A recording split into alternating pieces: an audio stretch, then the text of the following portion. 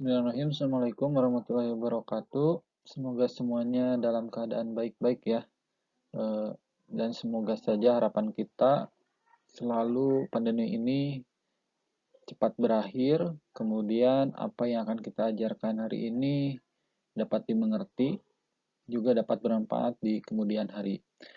Hari ini kita akan membahas tentang lignan, lignin, dan juga senyawa-senyawa terpennya. Jadi sebetulnya untuk lignan dan lignin ini senyawanya hampir menyerupai atau bagian dari senyawa flavonoid yang sebelumnya kita bahas ya. Di mana di sini bahwa pembentukannya itu dari aromatik, kemudian ada gugus dari senyawa karbon, rantai karbonnya ada di sini. Oke. Nah, kemudian ayo kita lihat. Senyawa ligan ini memiliki banyak modifikasi struktur induknya yang terlihat dapat menghasilkan penambahan cincin. Jadi artinya ini adalah senyawa induknya. Dan jikalau nanti di sini ada cincin-cincin yang lain, itu bisa dikatakan bahwa ini tetap merupakan senyawa lignan.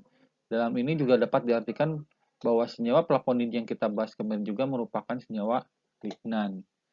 Oke, kemudian dia sifatnya juga hampir sama ya dengan flavonoid, bahwa kebanyakan flavonoid itu bersifat sebagai antioksidan. Begitupun dengan senyawa yang disebut dengan lignan ini. Dan juga untuk fungsi yang lainnya sebagai insektisida ya. Oke. Kemudian juga merupakan senyawa fenol. Jadi kebanyakan juga merupakan senyawa fenol. Jadi fenol itu sangat banyak sekali. Kalau di sini misalnya ada OH ya, jadi merupakan senyawa fenol ataupun senyawa lignan. Oke, di biosintesis lewat jalur skimat ya. Jadi nanti kita lihat. Kemudian ciri satu cincin benzena tersubstitusi dengan rantai karbon atau propil ya. Oke, ini propilnya. Kemudian ini satu cincin benzennya. Pola oksidasi teratur maksimum sebagai trihidroksi misalnya bisa 3 sampai 4 dihidroksi. Misalnya ini 3 1 2 3 di sini ada hidroksinya, atau 3 dan 4-nya ada hidroksi, atau hanya di 4-nya aja hidroksi, atau sama sekali gugus OH-nya gak ada, hidroksinya gak ada. Kemudian ini adalah pembentukan dari jalur asam skimat ya. Nah, ini dibentuk dan di akhirnya nanti ini akan membentuk dia penilpropanoid. Di penilpropanoid di sini bisa hidroksi ataupun yang lain, atau metil ya. Oke, kemudian ini lignan. Sebetulnya banyak dari di alam, karena memang untuk senyawa-senyawa yang ada di alam itu kebanyakannya itu kalau dia senyawanya berbentuk benzen, juga dia merupakan suatu senyawa fenol yang sekarang merupakan yang kita bahas adalah lignan. Oke, di sini adalah pembentukan diikat pada posisi beta ya. Nanti kita lihat beta itu seperti apa. Ini kenapa ada garis ini untuk membuktikan bahwa ini pembentukannya dibentuk oleh dua lignan. Jadi ada dua lignan di sini. Ini misalnya benzennya, kemudian ini rantai karbonnya. Oke, ini juga rantai karbonnya. Oke, ini juga sama yang lain, dibentuk oleh dua lignan. Ya. Kemudian ada juga yang dimaksud dengan senyawa lignan dan neolignan ya. Ini penjelasannya di sini dibentuk oleh dua unit penilpropana. Nah, disatukan oleh minimal satu ikatan C karbon ya, karbon antara dua posisi sentral beta atau beta crash dari kedua rantai C3-nya. Kayak rantai C3-nya berarti yang terakhir ya. Kemudian ditemukan dalam tumbuhan tinggi, kedua unit penilpropana berasal dari asam stikmat. Oke, jadi jalurnya hanya pada bentukannya melalui jalur asam stikmat. Nah, asal-usulnya penggabungan beta dan beta crash ini adalah penggabungan oksidatif dari dua unit C6 dan C3. Misalnya ini 6 C3, misalnya ini C3 lagi, kemudian C6 di sini. Oke, terus dijelaskan juga kedua radikal P-hidroksiterina ini membentuk dimer quinometida ya, itu quinon ya, langsung atau setelah mengerti pengaturan ulang yang digunakan. Ini digunakan untuk cara untuk mensintesis lignin dan lignan. Oke. Kemudian ini unit penilpravonoid, jadi ini tadi posisi beta ya. Jadi ketika ini yang alfa ini di sini ada gugus yang lain misalnya. Nah, yang si beta ini selalu ada percambangan ya, atau ikatan yang lain. Dia selain mengikat ke karbon yang di posisi alfa, dia mengikat karbon yang lain. Contohnya ini. Jadi ini alfa, beta ya. Ini beta di sini dia mengikat atom metil sama hidrogen. Nah, ini di sini alfanya. Ini juga sama. Di sini ini betanya di sini, walaupun di sini di alfanya juga ada yang mengikat hidrogen. Oke. Untuk senyawa-senyawa lain juga sama. Oke, itu yang dimaksud tadi ya. Nah, kemudian di sini juga dijelaskan perkiraan biosintesis beberapa senyawa lignan. Jadi lignan ini sangat beragam ya. Ini dari struktur quinometida ini dia dapat berubah beberapa senyawa-senyawa lignan. Ini agak grafin, kemudian ada asam goiritat, kemudian untuk senyawa-senyawa lain juga ada di sini. Nah, kemudian ada hipotesis dari Neis ini tentang proses dari pembentukan senyawa lignin. Ini prosesnya adalah oksidasi atau stereospesifik dari unit para hidroksistirena. Ini yang berperan di sini dikatakan bahwa enzim yang berperan untuk pembentukan si sintesis si lignin ini atau si lignan ini, maaf ya, lignan itu berbeda dengan si enzim yang berperan untuk pembentukan lignin. Oke, kemudian piredoxin ini adalah salah satu contoh lignan. Kemudian ini digunakan sebagai antitumor ya. Kemudian ini asal dari familinya ya, misalnya ini piperacea, ini piperbeto, kemudian ada pipernigrum dan lain-lain, contohnya seperti itu. Kemudian ada Gottlieb, ini disebut dengan neolignan, senyawa bis area propanoid yang 2 unit C6 atau C3-nya. Ini 2 C6 C3-nya dari 4 alil atau 4 propenyl fenol. Oke, dihubungkan oleh senyawa-senyawa lain sehingga membentuk dia menjadi suatu lignan. Ini ada pembentukan yang cukup kompleks ya. Penggabungan dari beberapa senyawa, tapi tetap di sana ada struktur inti dari si lignannya. Kemudian sintesis neolignan minimal satu posisi penggabungan 2 unit C3C. C6 C3. Jadi kalau lignan itu sendiri hanya bisa memiliki C6 dan C3, tapi neolignan itu harus dibentuk oleh 2 unit lignan, maka disebutnya neolignan. Nah, kemudian disebutkan bahwa neolignan ini dapat dimungkinkan dia membentuk suatu lignin ya. Nanti kita lihat neolignin itu seperti apa. Kemudian enzim yang berperannya juga ini adalah lakase dan perodikse. Ya, ini berperan pada pasangan molekul dengan struktur 4 propenil atau 4 alil fenol, itu disebut neolignan, atau unit para hidroksinamat itu lignol ya.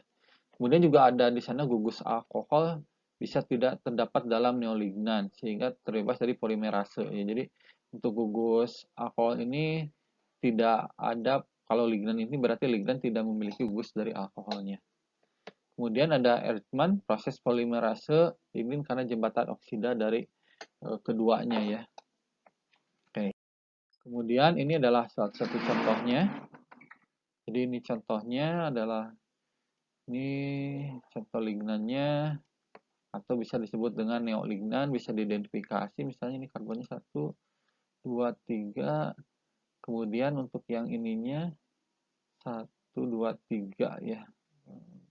Itu itu 2, 3-nya ke sini nih. Ini lignan pertama dari propanilnya, ini lignan kedua. Kayak untuk lainnya juga nanti coba belajar mengidentifikasinya, karena untuk senyawa lignan ini atau neolignan ini hampir mirip dengan flavonoid ya. Jadi kalau flavonoid di sininya ada 3 tapi langsung terhubung ke senyawa cincin aromatis yang lain. Ini kalau dicoret ini di sini ini menjadi senyawa flavonoid. Walaupun di sini ada kemungkinan ke lignan lagi. Karena ini 1, 2, 3 ya, ada jembatan C3-nya.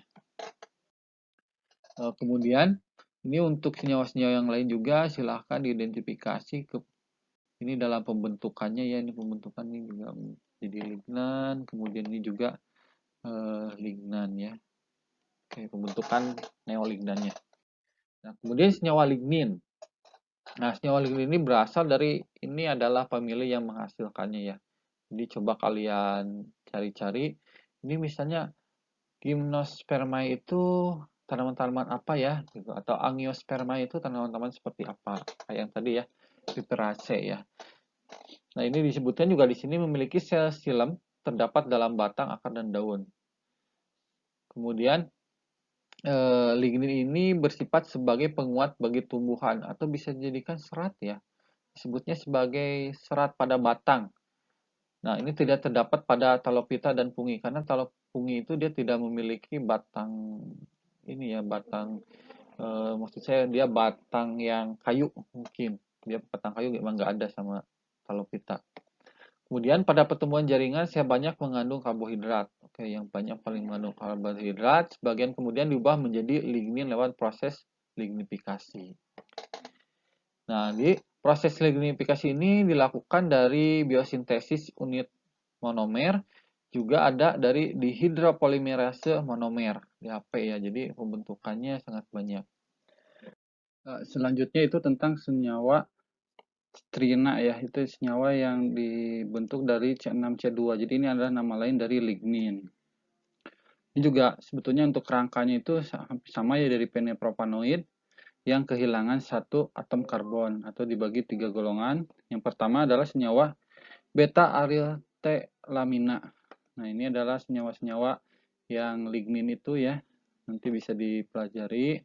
Kemudian juga ada senyawa yang perpendek rantainya di rantai samping asam penepirupat ya, misalnya asam homogenetisat dalam ragi. Nah, ini bisa dilihat nanti dicari senyawanya seperti apa. Yang jelas dia masuk ke ranah di lignin ya. Nanti coba kalian cari seperti apa senyawa-senyawanya dan nah, untuk selanjutnya si senyawa lignin ini dibentuk dari asam sinamat ya, asam sinamat. Nah, di sini adalah contohnya pungenosida. Kemudian ini asal tumbuhannya. Ini jelaskan juga dia pembentukannya itu dari dekarbolisasi senyawa asam beta keto. Jadi dekarbolisasi itu dia kehilangan atom-atom karbonnya. Kemudian dari adisi air pada asam sinamat dan oksidasi lebih lanjut seperti katabolisme asam lemak. Ini juga jadi si lignin ini bisa pembentukan sintesanya itu dari asam lemak. Ya, untuk pembuatannya dia dari fungi dan bakteri. Oke, jadi bukan ke tumbuhan ya, dia dari fungi dan bakteri. Atau ini misalnya bakterinya ada bakteri endopit yang terkena ada di tumbuhan. Kemudian mekanisme pembentukan strina ini dekarbonisasi langsung asam sinamat ya sudah ya yang di atas, yang terprotonisasi. Oke, terprotonisasi misalnya dengan hidrogen atau dengan atom lainnya.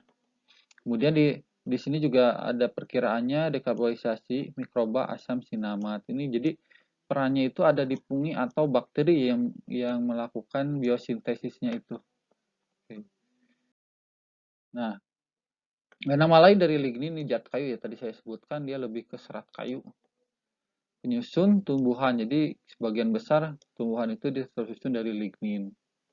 Ini bahan gugus aromatik yang dihubungkan dengan rantai alifatik yang terdiri dari 2 karbon. Oke.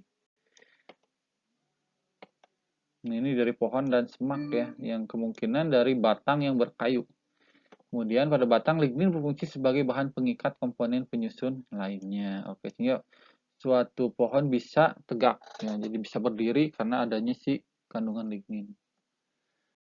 Kemudian morfologinya, lignin merupakan senyawa amorf, jadi dia bisa berubah ya, amorf itu berubah-ubah, misalnya dari batang yang sangat keras sekali, kemudian batang yang tidak terlalu keras, itu lignin ini dia dalam pembentukannya berbagai macam. Ini juga majemuk atau dinding sekunder selama perkembangan sel. Nah, ini juga disebutkan untuk mengikat sel-sel agar tetap bersama. Jadi sebagai pengerat juga ya. Jadi lebih kuat, kokoh. Nah, ini ada hubungannya dengan selulosa karena beberapa selulosa itu karbohidrat. Jadi beberapa golongan dari karbohidrat, terutama selulosa, berfungsi untuk memberikan ketegaran pada sel. Jadi ini si lignin ini juga merupakan senyawa selulosa. Oke. Untuk selanjutnya ini ada beberapa pendapat tentang lignin yang pertama adalah menurut si Asmadi ya, dia mengatakan bahwa lignin dapat dibagi ke dalam beberapa kelompok. Di sini ada lignin guaiacyl dan lignin guaiacyl siringil.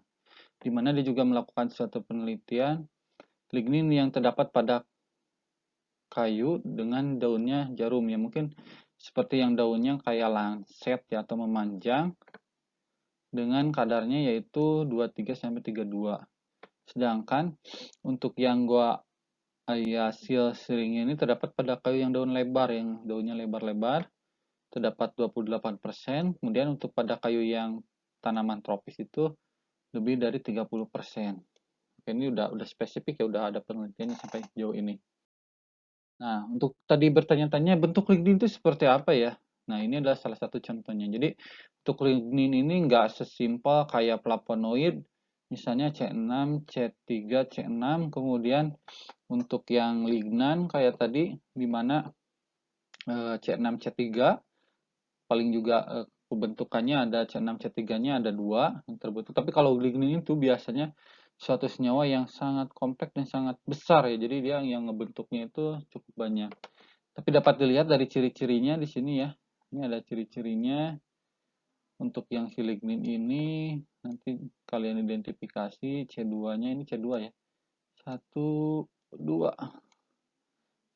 2, kemudian ini di itunya, di jembatannya, kemudian ada percabangan 1 di sini. Jadi lebih mirip ke selulosa ya. Oke, ini adalah si ligninnya. Ini juga sama nih C2. C2 ini mungkin kalau ke sini ya. Oke. Nah, ini tentang lignin. Bagaimana cara membedakan lignin, lignan, dan tadi flavonoid. Kalau flavonoid udah kompleksnya, jadi jembatannya walaupun ada percabangan itu harus C3. Tapi kalau lignan itu dilihat dari posisi betanya yang kedua, itu karbon yang keduanya itu dia selalu ada percabangan, nanti dihitungnya dia bisa lebih dari 3, tapi yang pasti dia yang menghubungkannya harus 3. Jadi modifikasi dari flavonoid ya. Jadi di percabangannya itu yang secara langsung itu karbonnya ada 3, kemudian di posisi si betanya ada bercabang keluar. Sebenarnya kalau lignin ini sebetulnya dibilang dia C6 C2 ya singkat-singkat, tapi dalam kenyataannya dalam pembentukan suatu senyawa yang adanya itu sangat besar dan sangat kompleks sekali. Oke. Bagaimana untuk tadi cara pengidentifikasiannya, ini hampir sama dengan flavonoid karena memang dalam identifikasi ke flavonoid itu dia yang diidentifikasinya salah satunya adalah bentuk dari senyawa aromatiknya. Oke, jadi nggak ada komunikasi secara spesifik ini lignin, secara spesifik ini lignan itu kalau dengan reagen itu cukup sulit ya. Mungkin yang kalau yang bisa itu dengan HPLC atau dengan spektrofotometer visible itu lebih kompleks, lebih spesifik ke senyawanya, bukan ke hanya gugus fungsinya. Nah, kemudian untuk materi yang kedua kita akan membahas tentang terpen atau terpena ya di sini atau terpenoida. Ini juga merupakan satu senyawa metabolit sekunder yang dalam pembentukannya itu khas ya. Jadi kita dapat mengidentifikasi dari bentuk strukturnya. Oke, kemudian ke definisi yang pertama yaitu metabolit sekunder dengan kakak karbon yang terdiri dari 2 atau lebih unit C5. Oke, jadi ini cukup singkat ya. Jadi ini karbon yang berjumlah 5 atau yang disebut dengan unit isopren. Oke. Nah, kemudian terpenoid ini juga disebut dengan isoprenoid. Nah, definisi selanjutnya yang lebih modern itu hidrokarbon dari tanaman dengan rumus umum C5H8. Jadi ini rumus yang harus adanya. Jadi ketika dia membentuk suatu flavonoid, terpenoid, dia harus mempunyai atom karbonnya 5 dengan hidrogennya 8 atau kelipatannya nanti kita lihat. Oke. Kemudian pada tumbuhan dia di golongannya masuk golongan terpena dan modifikasinya, kemudian terpenoida, kemudian atau hasil dari metabolis sekunder. Jadi banyak sekali ini juga kalau seperti flavonoid ya, kalau dia C5 C5 H8 kali 2 jadi berapa? Itu menjadi misalnya di terpenoid. Nanti kita lihat. Nah, di sini ada yang khas dari terpenoida itu, dia mempunyai bau.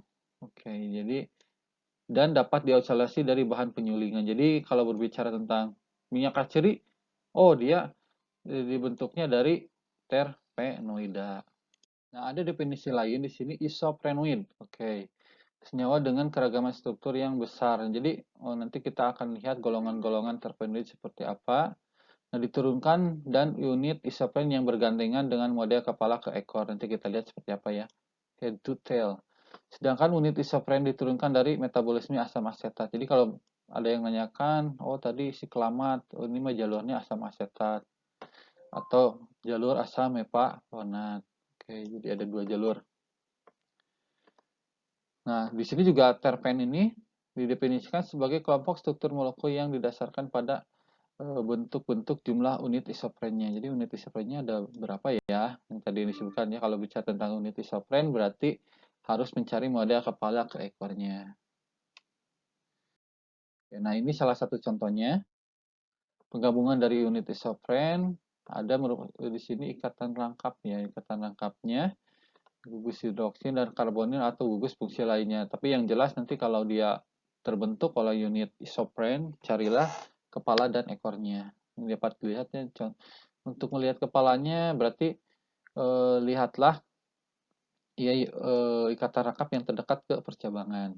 Oke, setelah itu carilah ekornya. Oke. Jadi kalau misalnya ininya di sini, kemudian ini dihapus, berarti kebalik ya, ini kepalanya, ini ekornya. Nah, kemudian sifat-sifat umumnya.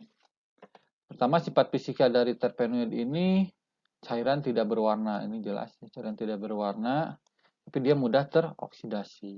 Dia mudah teroksidasi, warna akan berubah menjadi gelap. Jadi kalau kalian dapat mengisolasi suatu terpenoid atau terpenoida atau terpen, dia hati-hati karena mudah sekali teroksidasi.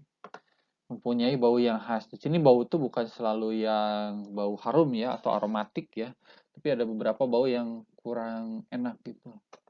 Kemudian indeks biasnya tinggi.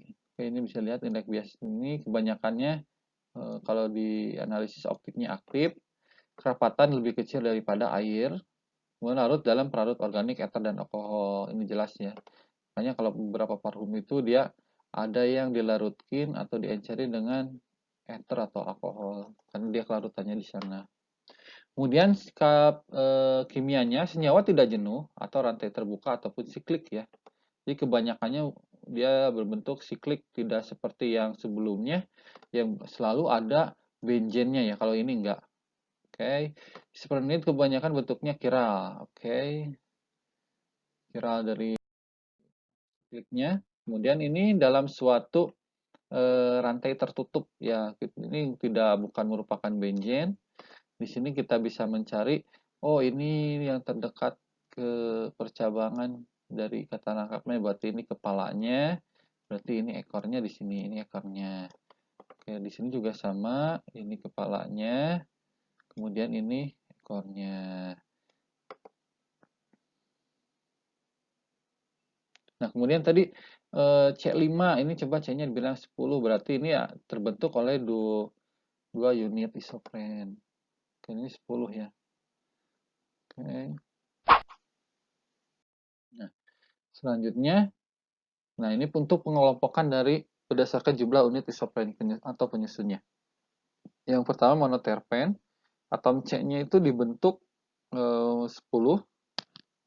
Jadi ini unit isoprennya ada 2.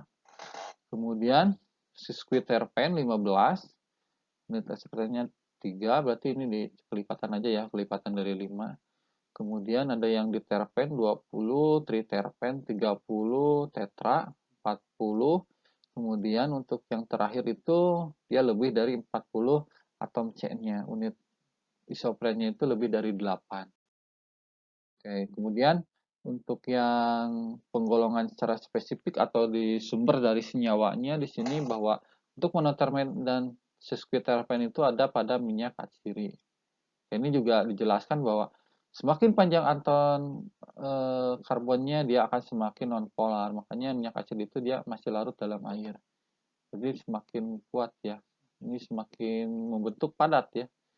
Ini karet alam. Ini zat warna karoten atau beta karoten.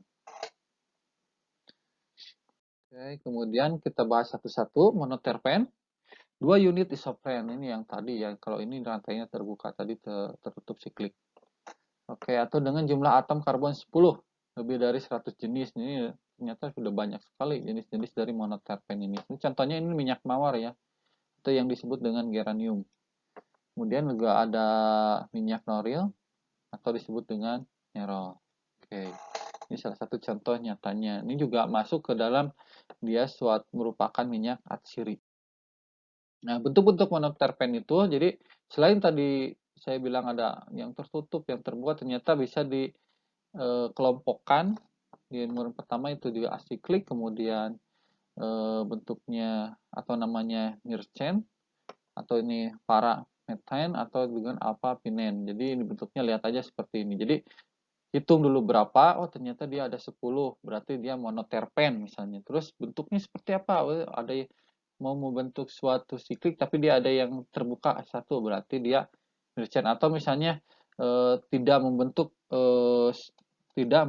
suatu siklik atau rantai tertutup gitu aja ya. Jadi disebutnya dia myrcene. Tapi kalau dia tertutup, nah ini para methane. Nah, untuk alpha pinene ini dia jadi ada rantai tertutup dalam rantai tertutup double ya. Jadi ada yang rantai tertutupnya misalnya kayak ada yang gini segitiga di sini juga eh, tutup lagi gini. Nah, ini juga masuknya ke yang alpha ini. Oke. Artinya dia ada dua rantai tertutup. Ya, atau misalnya ke sini dibagi lagi ini. Nah, ini kan kayak secara tiga dimensi dapat diibaratkan dia ininya apa sudut-sudutnya. Nah, bentuk-bentuk monoterpen ini secara luasnya ada bisiklik, asiklik, dan monosiklik. Ini seperti ini ya.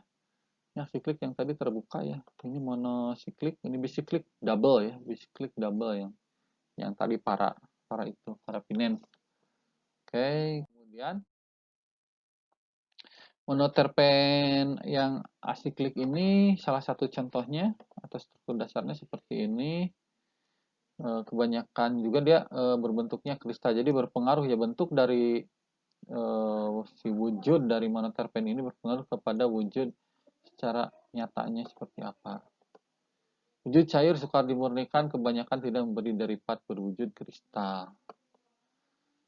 Ini mengandung sedikitnya satu atom C ya, ikatan rangkapnya satu, sangat mudah mengalami siklisasi dalam suasana asam. Oke, jadi jika kita punya yang asiklik, rantai terbuka, ketika dia ditambahin asam atau suasananya diasamkan, dia akan menjadi suatu rantai tertutup. Nah, ini disebutnya mudah mengalami siklisasi. Padahal dia mulanya adalah asiklik. Ini contohnya ya, 1, 2, 3 trimetil sikloheksan. Oke. Kemudian untuk senyawa berikutnya, myrcene. Ini juga minyak atsiri ya, kebanyakan yang monoterpen itu minyak atsiri. Ini ada data yang lainnya, mulai titik didihnya, kemudian untuk diidentifikasi menggunakan spektronnya pada panjang gelombangnya seperti ini.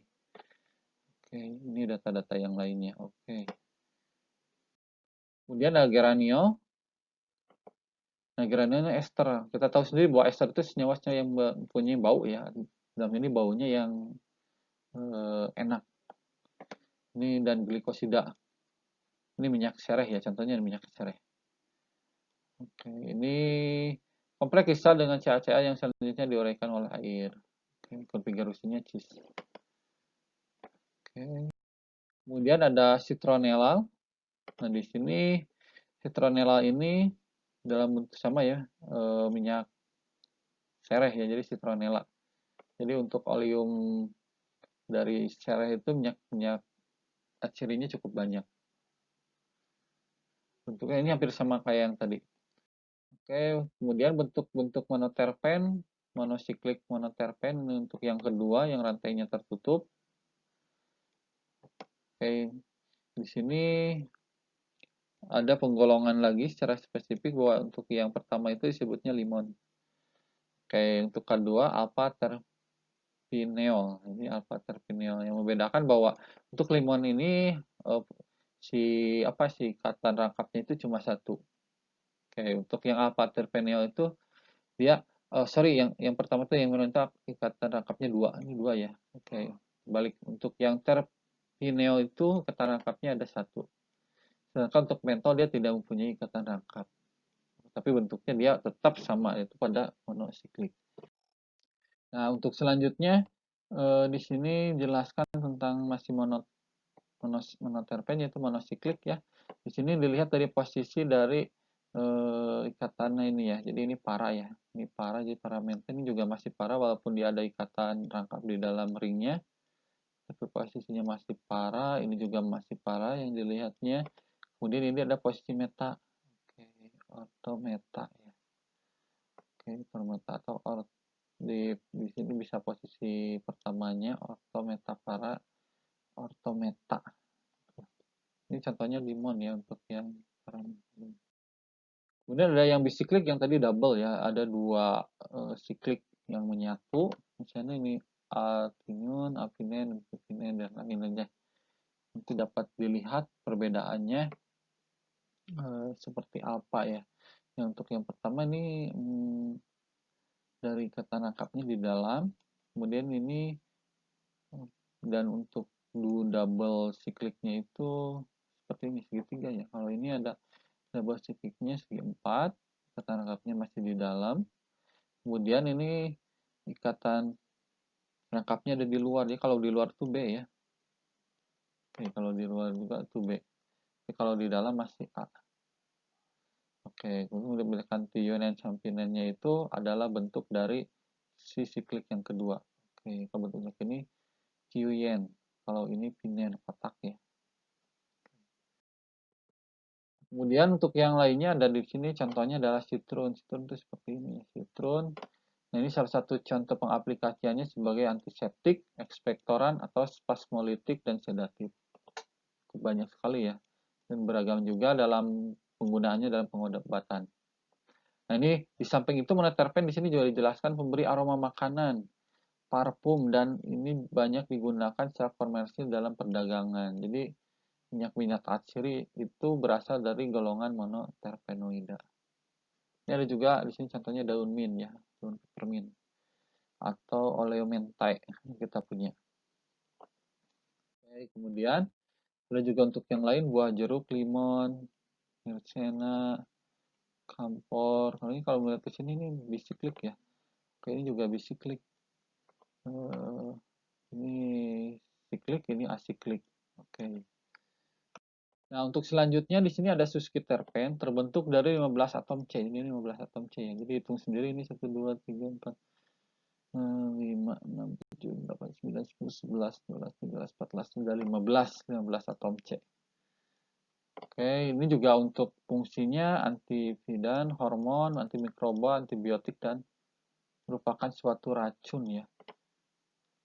Dan juga ada pemanisnya. Jadi ini untuk yang suskiterpen. Bentuknya ada yang asiklik dan bisiklik. Oke, asiklik ini asiklik. Kemudian ini yang bisiklik. Oke. Sikliknya ada nggak? Oh, ini sikliknya ada. Nah, untuk sikliknya ini ada contohnya sikliknya suskiterpen. Kemudian ini asikliknya, ini bisikliknya. Jadi untuk pengidentifikasian yang pertama dia masuknya ke mana dulu? Berapa atom C-nya? Monoterpen, diterpen dan lain-lain atau dan sesquiterpen misalnya. Setelah itu dia masuk ke kategori yang mana? Misalnya dia asiklik, siklik atau bisiklik. Nah, kemudian nanti juga ada penggolongan yang lebih spesifiknya. Ya, kemudian ada diterpen. Untuk diterpen ini 4 unit isopren yang dibangun oleh 20 atom karbon. Oke, jadi 20 bagi 5 4 ya. Jadi gitu untuk penggunaannya di sini ada antioksidan, serangga, inhibitor tumor, senyawa pemanis, antifoling dan anti karsinogenik. Ini bagus ya, cukup bagus ya. Salah satunya adalah vitamin A dan beta karoten. Jadi kalau misalnya kalian banyak memakan komponen-komponen untuk yang karsinogenik seperti yang pada ini yang digoreng, yang digoreng dan ataupun yang dipanggang ya. Setelah itu makanlah yang banyak mengandung vitamin A atau beta karoten. Akronamid ya kalau nggak salah itu senyawanya. Kemudian ada diterpen. Nah, ini contohnya diterpen. Ini udah mulai sangat banyak sekali. Tinggal nanti coba hitung diterpen itu seperti apa. Nah, untuk yang selanjutnya di sini ada triterpena ya. Triterpena ini dibangun oleh 4 seri 3 siklik segi 6 yang tergabung dengan siklik segi 5 atau berupa 4 siklik segi 6 atau memiliki 30 atom karbon. Intinya ada pada di sini memiliki 30 atom karbon. Oke, jadi untuk yang triterpen itu silakan dihitung berapa atom karbonnya di atas 30. Jadi tidak seperti yang tadi di monoterpen yang lebih sampai spesifik ya ke dia bentuknya asiklik, bisiklik ataupun siklik, tapi di sini dijelaskan ada dua ya, 3 siklik segi 6 atau 4 siklik segi 6. Atau yang jelasnya dia mempunyai 30 atom karbon. Oke. Ya. Oke, kemudian untuk selanjutnya tetraterpena, wah ini lebih banyak yang berjumlah 40 dan 8 unit isopren. Jadi ini dikenal dengan nama tetraterpenoida atau karotenoid, karoten ya, karoten. Beta karoten yang lengkapnya seperti ini. Oke. Nah ini warnanya juga warna kuning, orange, dan merah, sangat spesifik. Nah untuk yang terakhir ini politerpena, ini disintesis dalam tanaman dari aseta melalui porifosfat isofenil C5. Dari konjugasi jumlah unit isoprennya ini juga banyak sekali ya. Tapi yang jelas salah satu contohnya adalah karet atau latex. Ini lebih dari 40. Ini coba hitung, ini adalah struktur dasarnya. Oke, politerpena. Nah, kemudian untuk kegunaan untuk apa sih terpenoid ini? Yang pertama sebagai komponen utama dari minyak atsiri ya, monoterpen tadi ya. Untuk kualitas aromatik jelas beberapa di monoterpen dan sesqui ya, sesqui terpen di aromatik. Kemudian tadi untuk antibakteri juga ada, anti neoplastik dan sebagai untuk pengobatan ya di farmasi. Nah, untuk membantu tubuh dalam proses sintesa organik dan pemulihan sel-sel tubuh, jadi regenerasi sel cukup bagus. Nah, untuk bagi tanaman ini banyak sekali gunanya, phytoalexin, pertahanan tubuh dari herbivora, feromon, hormon, dan lain-lain ini juga berhubungan tadi dengan sifat yang antibakterinya, jadi dia pertahanan diri. Identifikasinya sampai saat ini tidak sampai semua dapat teridentifikasi secara golongannya ya. Yang ini golongan ini. Tapi yang jelas yang biasa dipakai di farmasi itu yang harus teridentifikasi golongannya adalah monoterpenoida. Ini kemudian ada sesquiterpenoida, kemudian triterpenoida. Ini dengan Lieberman ya. Ini reaksi siklisasi.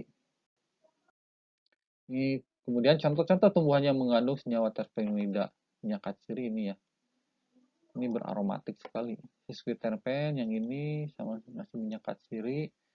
Kemudian resin pada pinus, ginkgo biloba ya, atau taxol juga sebagai senyawa obat ini sumbernya. Kemudian ada triterpenoid pada tanaman labu.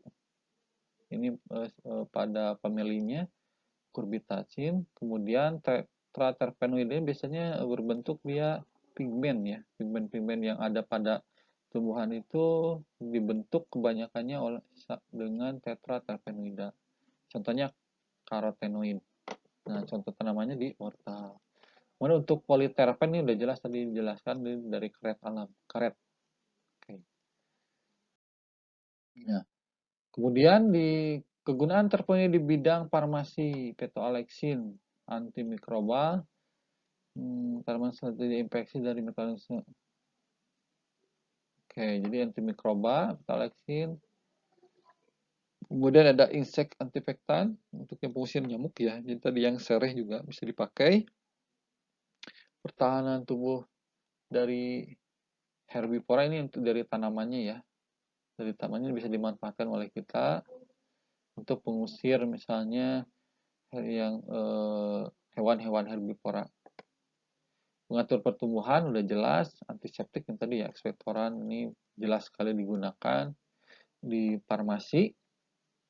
Ini juga bisa untuk yang patukan ular ya, karena beberapa pernah mendengar bahwa oh ular dipatuk ular itu pakai tanaman X misalnya atau pakai batang tanaman X ditempelkan dia dapat mendeteksi menghilangkan racunnya ya, dekok, desok itu menghilangkan racunnya, pokoknya seperti itu. Kemudian sebagai hormon tumbuhan, nah ini dia juga anti karsinogen. Oke. Itu beberapa penggunaan terpenoida. Tapi yang paling terkenal, yang paling banyak digunakan itu adalah sebagai parfum. Kemudian untuk yang lainnya ini penghasil karet ya. Kemudian warna tumbuhan, pigmen dalam fotosintesis. Kemudian bau tertentu pada tumbuhan yang mana tadi ya. Nah, alat komunikasi juga digunakan pertahanan pada serangga. Oke, jadi serangga kan pasti dia selalu bertahan hidupnya memakan bagian-bagian tumbuhan, tapi dengan adanya metabolit sekunder seperti ini, serangga-serangga enggan untuk memakannya. Insektisida ya, jadi ada beberapa yang berfungsi sebagai insektisida. Dan juga pada hormon seks pada fungus ya. Ini untuk sebagai pembantu dalam perkembangbiakan. Dan terima kasih ya.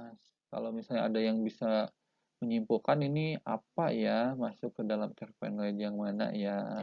Oke, ini nama senyawanya.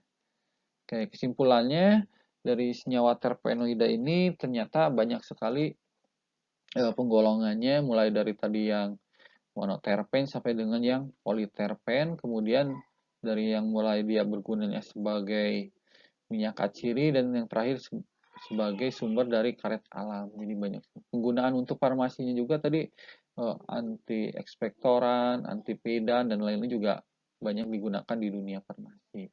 Untuk pertemuan hari ini sekian, mohon maaf apabila ada kesalahan dan salah-salah kata. Terima kasih. Wassalamualaikum warahmatullahi wabarakatuh.